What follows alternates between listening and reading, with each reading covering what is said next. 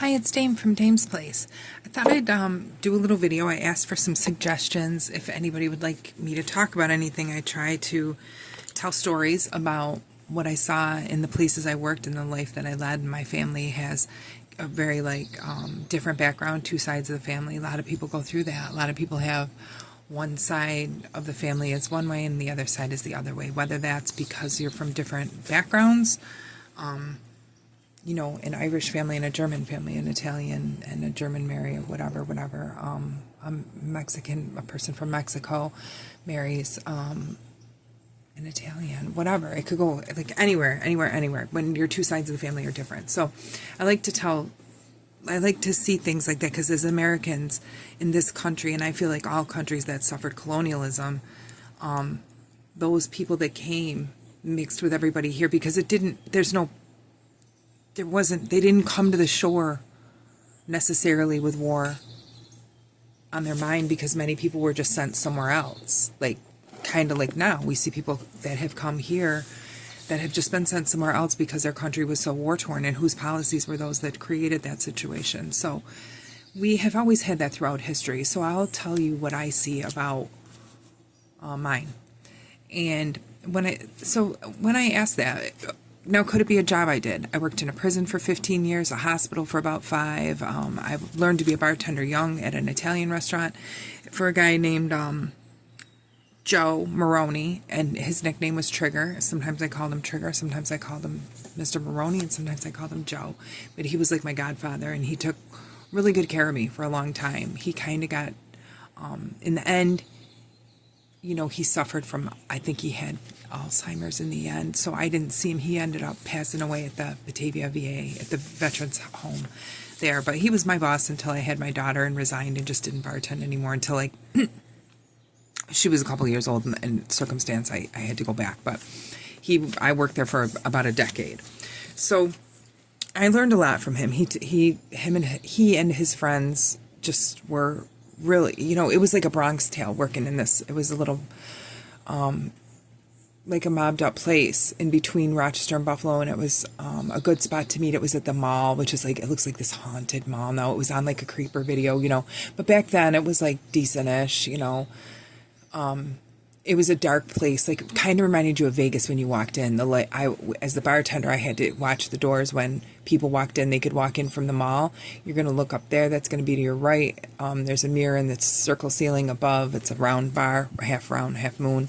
Upstairs, downstairs, just a few steps. You could see the whole place, so you could keep your eye on it. The kitchen doors behind me, and they got a back door out, and then the door out by the bar that enters into they call it the pit. That's when you come down the stairs. That's a pit. And so I worked there for many years. I started as a waitress, and I moved up to be a bartender. Trigger put me on days after I went to nights for Philly, waitressing because it was better money. And then somebody left bartending, and Trigger said, "You're going to bartend. I'm going to teach you. You're going to learn how to bartend." So I did, and it was great. And I came back on days, and then I was like Joe's girl because even though Philly was so good to me, and people would say I was Philly's favorite, that's not like a braggy thing. I just was really eager to please. I would take that table. People liked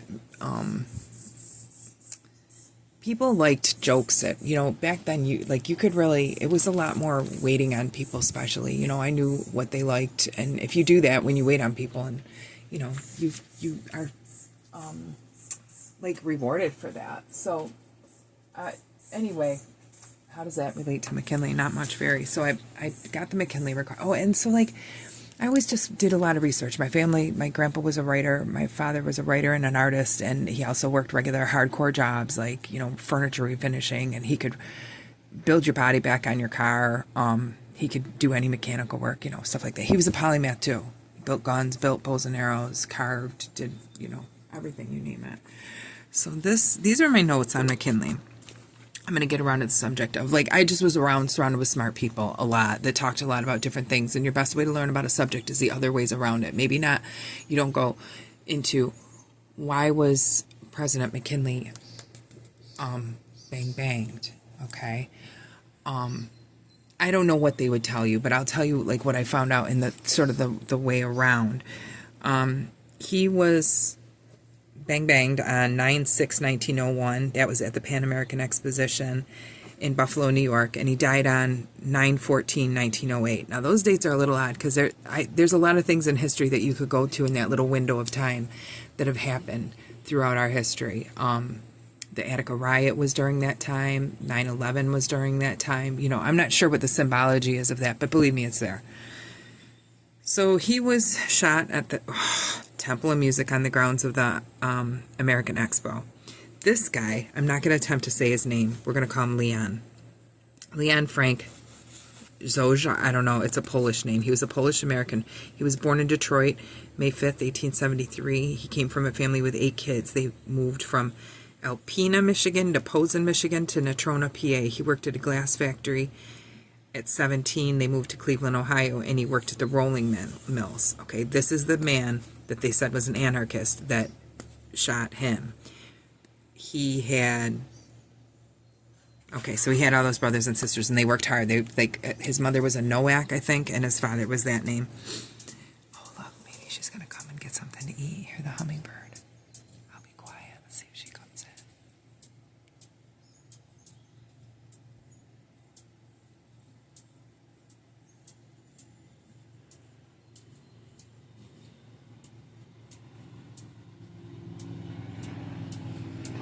She's looking for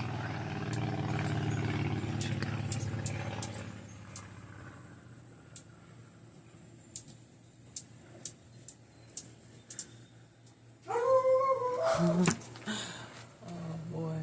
I don't know why she didn't sit. Something spooked her in the dog too.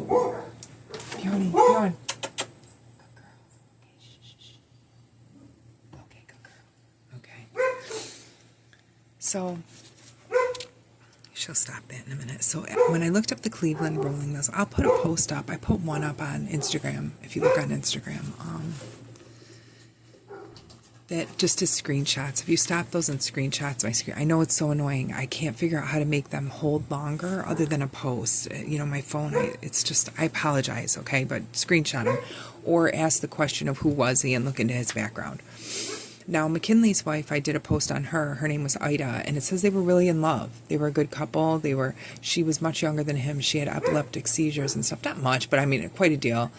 And he was a president that was for big industry. He was not a monopoly buster. And if you look at monopolies in those times, like robber barons, Morgan, Astor, Vanderbilt. Bjorn, come on. Stop it. Lay down, that's Pierce. Lay down. Gracious. So she knows who that is. She just does that to, like, be on the guard, I guess.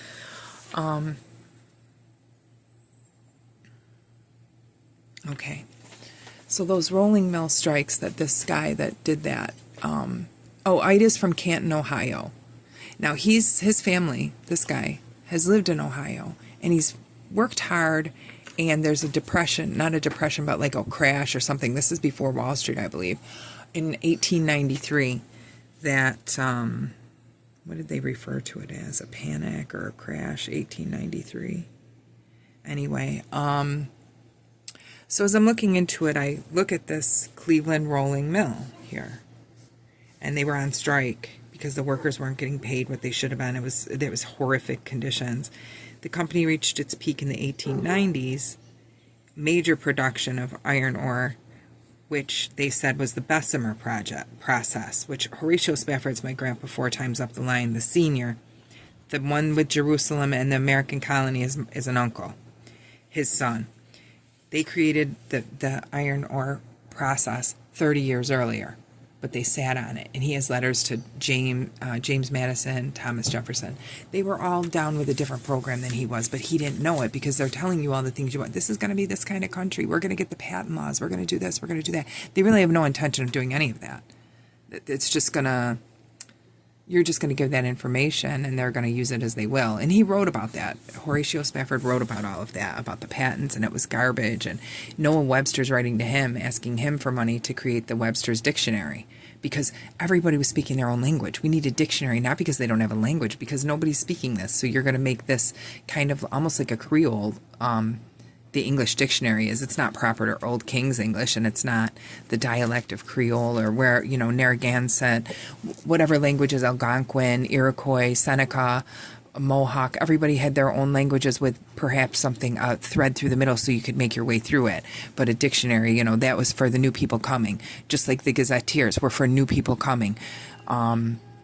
They're all like, now we have programs on TV that are like showing you different areas of our country. Those are really real estate signs. Those are selling our country. They're telling you the good, the bad, the ugly with it. You can tell real estate's going every which way right now because we're in this change before, the next time. So when McKinley, he was for big business and not breaking up those. He said I think they called him a Republican at the time, and laissez-faire. Laissez-faire means hands off. Government's hands off.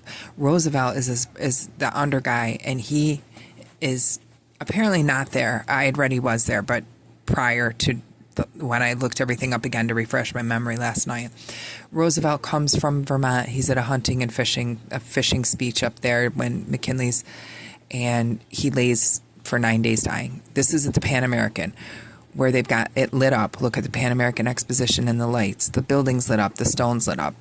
Those lit up from the heat on the stones with the copper and the pipes and the water, and the whole system fed it itself. And they were unplugging that. That's instead of the exposition showing you all these new things, they're actually turning the lights off, because buildings aren't lit like that anymore. You can look at it really closely and stuff, and you'll see that those were the old ways. And, you had, let's say, Lead Castle up in Colorado, up near Pikes Peak. There's a quartz castle. They tell you they tell people it's an ice castle. Now, have they built smaller ice castles? Sure, you can tell the difference. I've lived in places with so much snow. There's ice contests. They do it here, maybe in Astoria, or somewhere up there on the beach, Cannon Beach, in Oregon, and they have like ice carving contests that are just phenomenal. The coolest thing ever. If you can ever go to one, I would suggest you do. But those castles were made out of actually just quartz. It's lighting up. It's not ice. It's quartz. It's let's say down in Arizona near Gila Mountain, there's a Talia Cahoon that's an artist down there, and her husband's family were prospectors, and they were Cahoon, and that's right near Garnet, Ruby, like the town of Ruby, and that's all a mining area. That the castles would have been made out of that. And when you see quarries that are the exact shape on maps with blue water, pretty blue and a pretty green or whatever, you'll see it's fresh water. Those quarries are just the remains of being quarried out, those old castles that were cast up from the ground, out of the material in the ground. My grandfather taught me that. He said those are cast up. And some people would say cast down from God. Some people would say, whoosh, like, did they do that with one of their like those tridents? Like the Merovingian, the head of that always carried the top guy, and the Merovingians had a trident. So what did those really do? Because if you look at the Pan American in Buffalo, there's a statue of a woman. It's her head, and it's beautiful, and it looks like you can go into the lake that way. All the stuff. Some stuff was plaster of Paris, of course. They just mixed two truths. There's two truths and a lie, and like some of it's true and some of it's not. But I think it was the shutting off. If they filled in the canals after that, I found that out. A lot of that to do with him after 1901. So this says with this iron Bessemer, the guy that did that to McKinley. He works at this Cleveland rolling mill on strikes. This is indicative of the country. You've got coal, iron, steel, all these huge, big industries. And 2 years after this goes on, which they're getting nervous. They don't like this. They don't want the workers to stand up for themselves. J.P. Morgan U.S. Steel took over this company in 1901, the same year. Now, Larkin Soap Company, that's kin to me. My Nana was a Larkin, though not those, apparently. They did very well too, because the antitrust laws, that's what happened.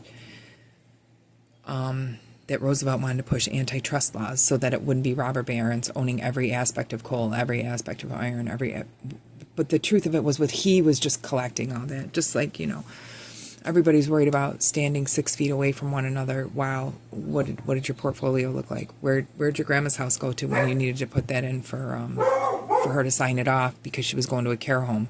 Like, all these things lost along the way. And the way... Bjorn, stop. Shh. Okay, shh. I'm filming. So, those things have been lost since 2020. Another thing is the church. A Catholic church is like a cathode. Okay, when you think of the cathode in an electrical, is it like the cathode and the cathode? The cathode goes up and the cathode's this, and like it plugs in or something. Look at that on not on Instagram. Look it up on Wikipedia, what a cathode is, and then look at the Catholic Church, and it plugs into the negative energy that they create with the people in the seats, and you're clutching the pew, and it's like Monsters Inc. where it's getting that. It's getting that from you, and you're getting the beauty of the windows and the frequencies that are coming in from the stained glass, because those colors do certain things to your mind and your body and your soul, and your absorbing the water that's going through the pipes, the copper, the cleanliness of it. It's people that ruin those places. It's not the place itself. But what's alarming when you look at how to see what's going on the East Coast, I'm not talking about the West Coast, a little different over here, a lot different over here. So I'm going to talk about the East Coast where I grew up. And this with McKinley is that they needed to... they're pushing full steam ahead, and you're getting rid of all the smaller creators, let's say there's a law that went through here with like smaller farms. If you're under 10 acres, I think in some spots they want to do away with that. And I don't know if that really went through or not, but it's a hunting, fishing, game law, like in Oregon. I live in Oregon, so you could like not do any of that. It's just like ridiculous. But that's what happens when new laws are created out of commissions and groups of people elected, not even elected, like really, you could pretty much join any commission where I live. Like if you have the tenacity to do it, you could do it. I'm not saying you're excluded from it, but what I am saying is that it's not the person that might be the best for the job, because while they would do a good job, they may not be in for the other things that go along with public office, and,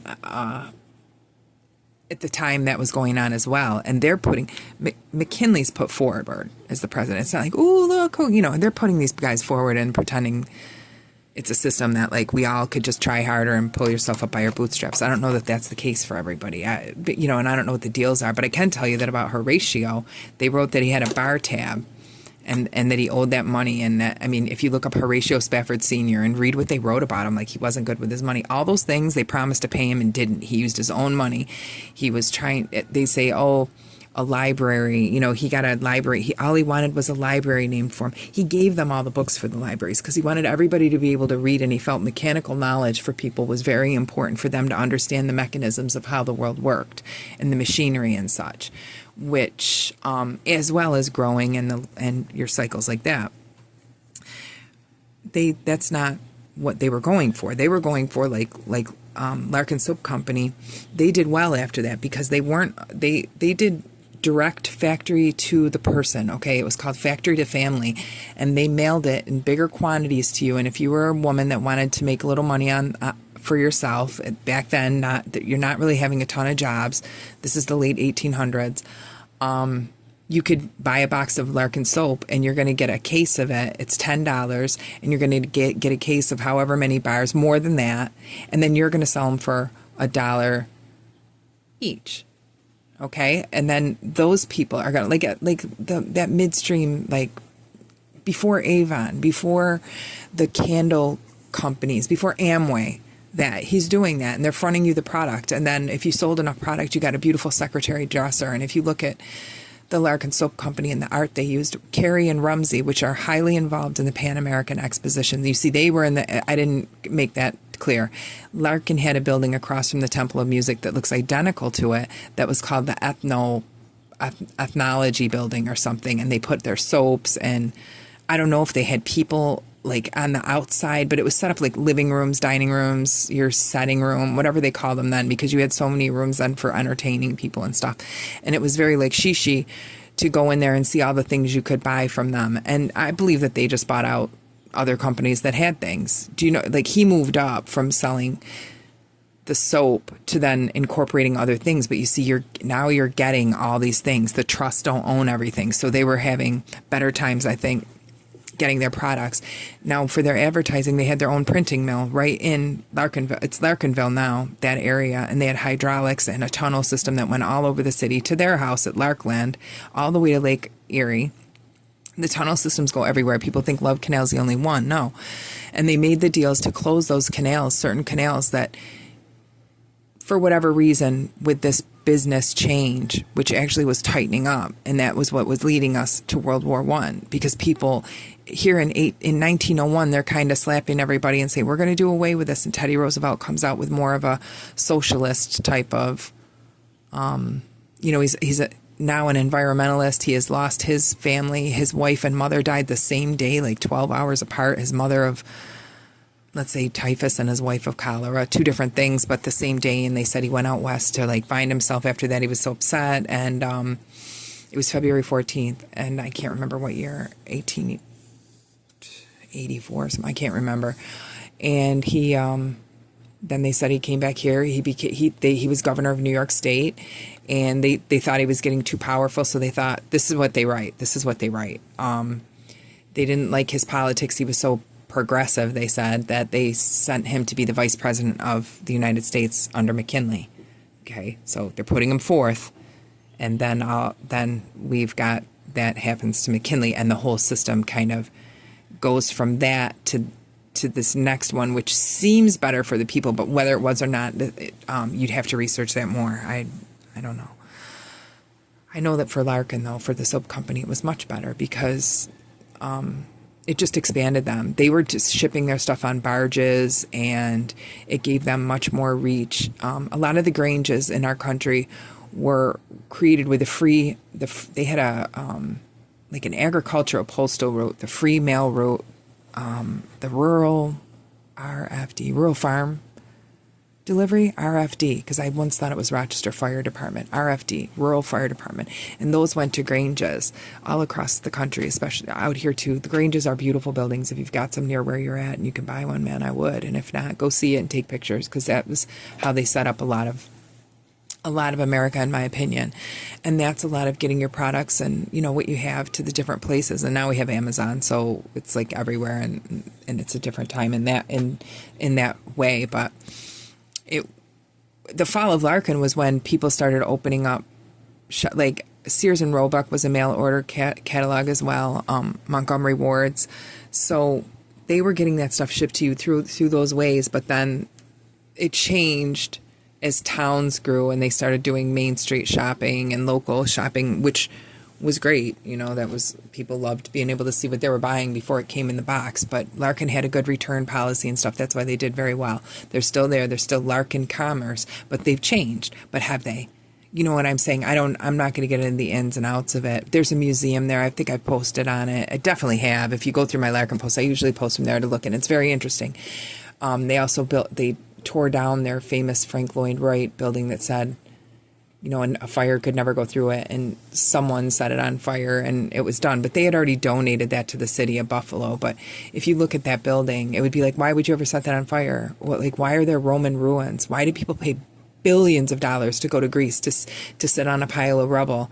And here we have some of these buildings that are definitely that old and older, and we have low self-esteem as a country because of the way this country was created, and how we don't know what's true and what's not. But we know that our relatives are gone, and the tribes have been erased, and other people are just, it's just totally besmirched, the whole thing. Like anything you thought that might have been real coming up in your life, if you're believing what you learned at sitting in that desk for 8 hours, is like, don't believe that.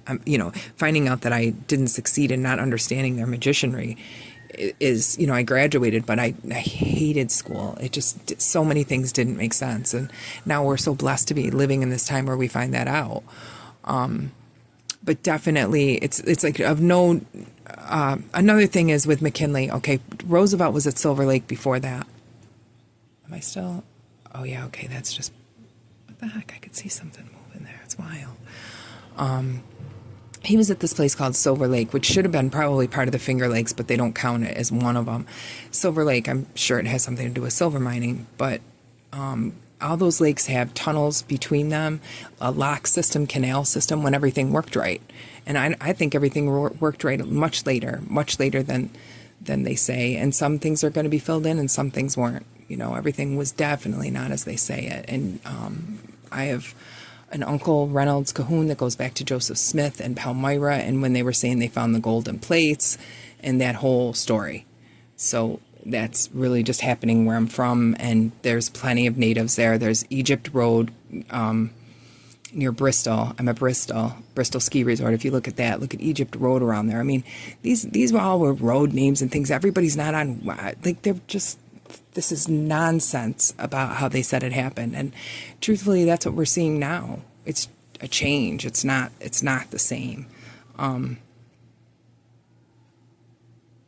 people will get lost in that when they're telling you to send $30 and send your painting to this next latest great show in LA, and it's this great name, not great name, but a famous name attached with it, and then come to find out, I'll say, because he got caught, Johnny Depp, he got caught. He had like this big thing. I was going to send a painting to that night because you just want someone to like see it and say, okay, it's good enough. It's like we see what you're doing. So people will say like $30, you know, this could be the one, and they don't have $30 for groceries. You know, I wouldn't spend a dime of our money on paying to be in a contest or something, because I feel like you're sending, and I know this to be true, you're sending your stuff there. Now they have the rights to it. They can publish it. They can do whatever they want with it. You sent your great work and you paid them $30 to do it and said that you're fine with, you know, you won't get it back and they're going to use it. You know, that's heartbreaking. Like, and it's happened forever, and it's happening all over. The music industry is doing that. Everything's doing that. And it's staging, just like the expositions were staging. They were staging what they were taking away, not the leaps they had made, what they were taking back, like Tesla. That's why he wasn't there. He knew all that. He knew that they were shutting the lights off, not necessarily turning them on in different ways to cut down on the trolleys were going all through Buffalo. There was 2 lines that went around the whole city with coal to deliver coal to everybody, so that it apparently kept the dust down, or you can look into that. But look at trolley lines in the area where you lived, in your city. Can you see brick streets? The brick carried the energy. Then they put tar over it, asphalt. Kills the liveness of your city. You know, it's like, it's not conducive. And now they can just get our energy out of, you know, these things, or the TV screen, or whatever garbage they're setting in your life that you're having to figure out because it's a created problem. So I guess that's mostly what I figured out about him. And that Teddy Roosevelt was all over, and they're all over there. The Western Door, read that book about the tribes that were there. Seneca, Red Jacket. His speech is beautiful. His speech is amazing. I'll get it, and I'll say his speech, because it's a lot to write down, but I'll have to, or I'll find it somehow and I'll attach it, because I've only found it in like a written way. I haven't found like a recording of it, of somebody reading it, maybe from his tribe. I'll try to find that and attach it on my YouTube. I post all kinds of videos on Dame's Place on YouTube. I'd appreciate it if you went over, hit the like button, and subscribed if you haven't. And, you know, I hope to just grow the channel and make it cool, and hopefully show you my art, and maybe you'll want to wear a t-shirt or something, or buy some cards, or do something like to help create a living for us beyond what we have now, and show like how I went through things and got things to work in my mind when the outside situation sometimes wasn't. You know, I was surrounded by people that I didn't know. When I worked in a bar, you have to talk to people every day. Hi, you know, how are you? Like, you're feeling them out. I got to know who can drink what alcohol, who can't drink that. Like, what's the guy, like, you know, when you come in here, I can't serve you gin. Like, that's how it's going to be. That was the way it was. And different people that didn't like different people, where they're going to be seated in the restaurant. You know, you had to be like a thermometer. Where I grew up, it was such a kind of a tough, rough little place in certain ways. Not like out west, out here. This is a different, tough, hard way of life. But in the, you know, no better place in the world, in my opinion, other than things that are out of my control. So I don't know. I guess we, remember the saying, like, go west, young man, go west. Like, I think that's what the East Coast is like. It's such a beautiful, heartfelt people, but no little of, I don't know, like, I really believed the history that they told me there. I felt like they were such authorities on everything. And here, apparently, with the societies that we have and the way they keep track of genealogy and how my family's been in a town forever and the things they did, I've got a little nun that I'm driving around all over town, everywhere, just trying to make her have a good life, like an old grandma, and doing everything, and she's lying to my face, saying, I don't know who your grandpa is. I don't know who your grandmother is. My grandmother wrote for St. Anthony's Messenger for 30 years. Her mother-in-law wrote for St. Joseph's and St. Anthony's for another 30 years up above that. And her sisters all wrote for the Catholic Press for 30 years plus, every sister since they were about 13. So, that's just taking a family that's highly traumatized, and using them to teach about the Holy Family and teach women how to, get through life, whether it's your recipes, your garden, your kids, your budgeting for household, what you need, how to explain to your husband the prices have gone up. It's not what it was 20 years ago. It's not what it was 10 years ago. It's not what it was 2 years ago. So everybody's done that throughout time. And my grandma's time was really rough when she was writing her food column, because they were really trying her to sell like canned foods for wartime, because she was working there from about 1950. The World War II was over, but they still were going to that, prepackaged meals. And she wanted to write about Ireland and the troubles in Ireland. They call it the troubles, understatement. The Catholic and Protestant war that was over there. That's what she really wanted to talk about. That's what she felt in her heart, and how marginalized women were much more marginalized in that church. They couldn't be a priest. They were given no real jobs of any authority other than if you wanted to count nuns. And I mean, what's that? What is that? I'm not going to get into it, but the fact that they can now, the churches are for sale.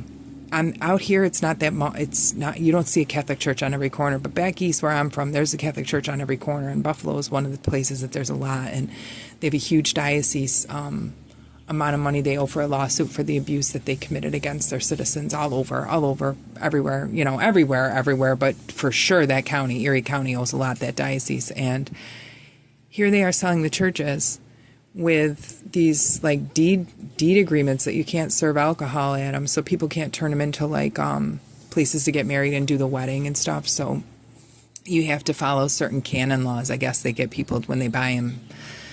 According to what I read through a place called Varysburg, their historical society in Varysburg, New York, because they've got a church like that they would have liked, the town I think would have liked to have kept it and stuff, and somebody else bought it and they can't, and that's how it is. So I looked at a church that my husband's family, his grandma worked there at a church in Leroy, and I couldn't remember the name of it. I wasn't sure where it was.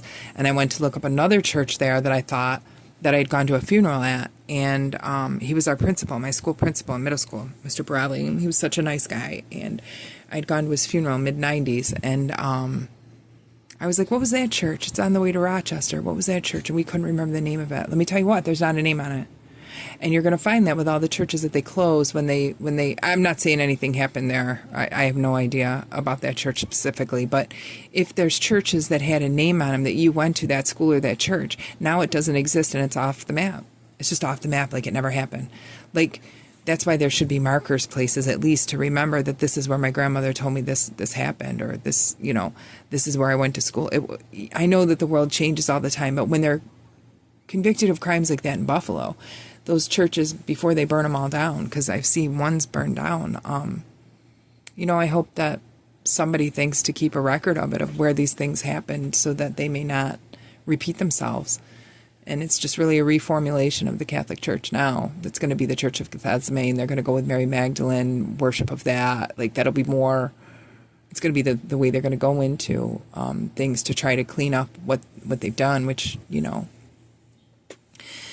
all the books, they took the books from the schools, the Catholic schools, and had put them in New Bern, North Carolina, and they've got, I'm sure, new prints. It'll just be a new church. It'll just be reconfigured. Churches do that over time. I'm sure nobody could believe that if you saw the power, and the power that they have, it's not going anywhere. It's just being, a reconfiguration of the same thing, and I don't believe in any of that, but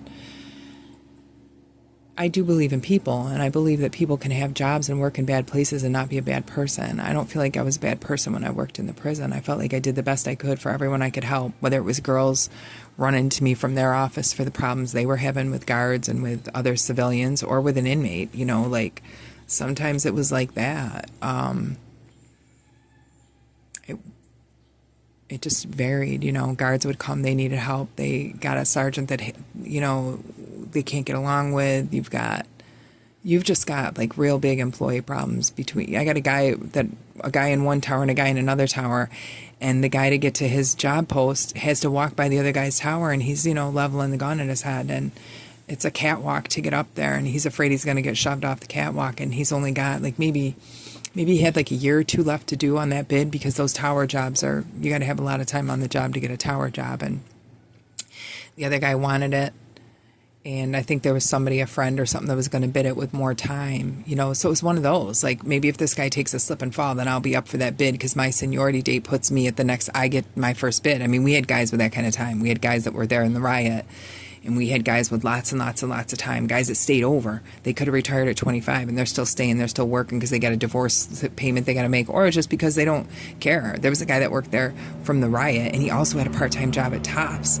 I mean, that's in 1971, and I left in 2015, and he was still there, as I know, in 2015, from 1971, didn't care. It said that he had to give half his retirement to his wife upon his retirement, and so he wouldn't retire because he never wanted to pay her, because he didn't like her that much, whatever. But I wouldn't want to work all those jobs. But I guess he liked working all the time. But I looked at it like, I get to go home for, what is it, like 12 hours a day? I go home 16 hours a day. I'm there for 8.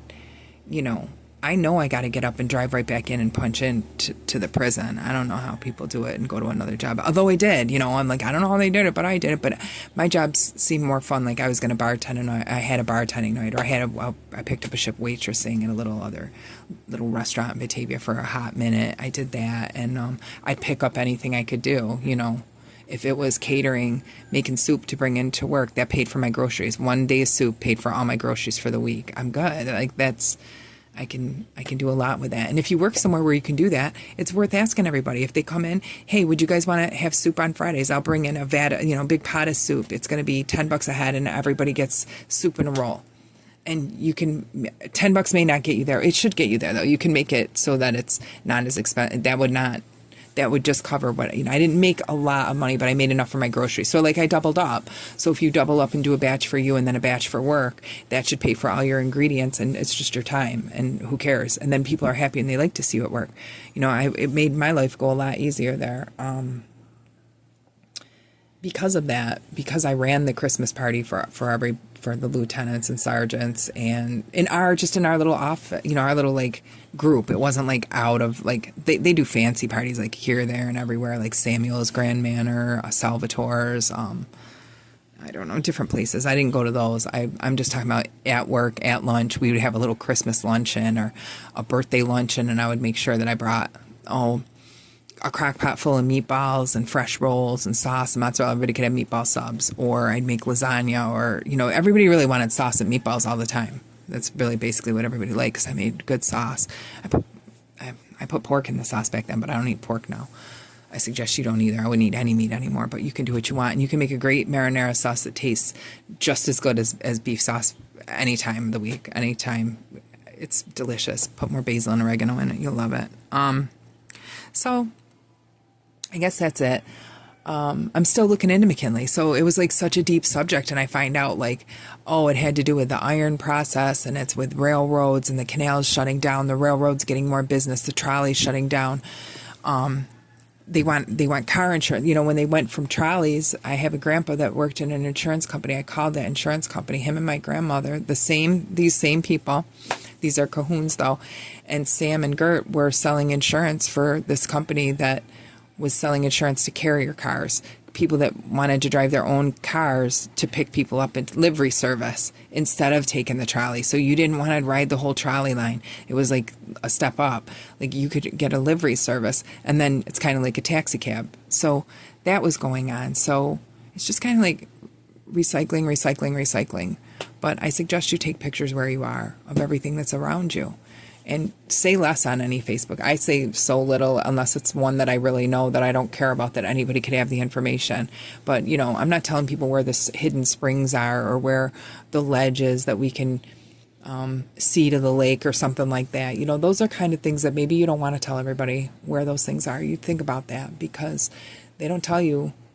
You know, they don't say, welcome to World War III. You know what I mean? It's like a slide. Like, where are we at? We're getting bridges hit.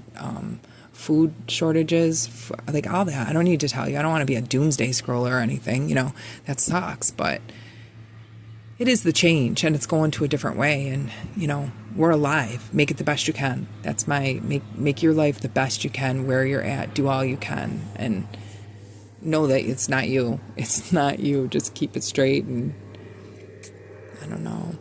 I pray a lot. I find it very, soothing to me, but I don't like to I'm not sticking my head in the sand like, oh, nothing's going on, nothing to see here, you know what's going on. And maybe if you can get involved where you're at, maybe you want to do that. Maybe that's something that you're calling. You're a younger person, you know, you should look at what's going on, because there's things in this regard that definitely could use some ethical help.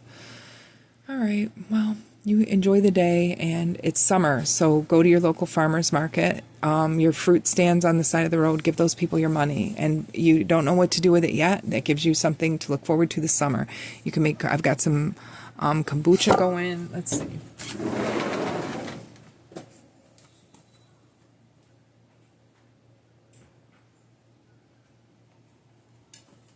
Okay, I've got a few of these going, a couple of these. This is, I made some syrup, some Queen Anne's lace syrup. I'll pull this one out.